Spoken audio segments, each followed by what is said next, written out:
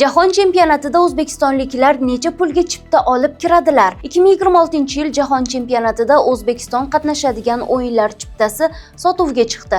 Birinchi va ikkinchi tur uchun chipta narxlari $1000 atrofida, ammo uchinchi turda $300 ga ham bormaydi. O'zbekiston Jahon chempionatining birinchi turida Meksikaga boradi va Kolumbiya jamoasi bilan to'p suradi. Meksikadagi o'yin eng qimmat bo'lib, chipta narxlari $1299 dan boshlanadi. Keyingi turda esa Amerikada o'sha mashhur Portugaliyaga qarshi o'ynaydi.